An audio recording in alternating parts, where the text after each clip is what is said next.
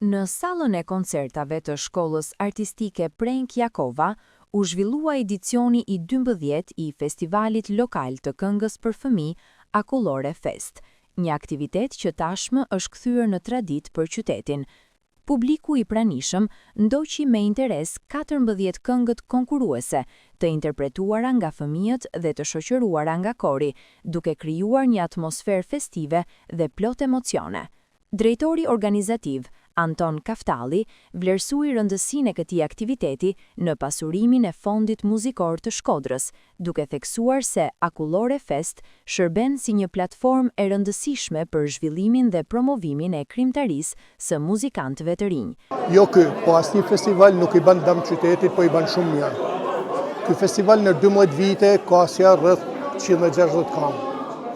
Normalisht në 160 këngë nuk janë të gjithat në nivelit shumë të nalt, po e tha me bindje për 40 këngë janë që pa diskutim mesin e fondin e artë e muzikës për fëmijë në Shkodër.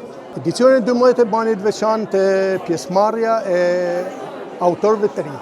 Juria e përbërë nga Admir Leka, Luke Mllugja dhe Manjola Zoga vlerësoi me çmimin e parë këngën Ëndëro, interpretuar nga Nergis Fani, me muzikë, tekst dhe orkestrim të Artjon Qamilit. Është ëndra jeme. Njerëzve për mos me ndal ëndrën e tyre. Kënaqësi e madhe ka është 12 vjet faktikisht që ne e bëjmë. Edhe për çdo vjet ka një emocion të ndryshëm sepse gjithmonë ka prumje të reja. Edhe normalisht gara nuk ka të vogël, me të drejtën se janë kompozitorë shumë të mrekullueshëm që jena në qytetin tonë, po aflumi përmend se janë gjithë ata. Për mu kënaqësi shumë e madhe, e faktikisht ka nga thënë që ëndrat bëhen të vërteta, ti vetëm puna vazhdo dhe do arrish patjetër rezultate shumë të mira. Për vetë pjesëmarrësit, festivali nuk përfaqëson vetëm një garë, por edhe një eksperiencë të veçantë artistike që u jep mundësinë të shprehin talentin dhe të përjetojnë emocionet e skenës. Dura dritë. Për mua ka qenë një gjë shumë e mirë, edhe unë nuk është që deshta me marrë një çmim, po thjesht ka marrë me kënua dhe me u gëzu.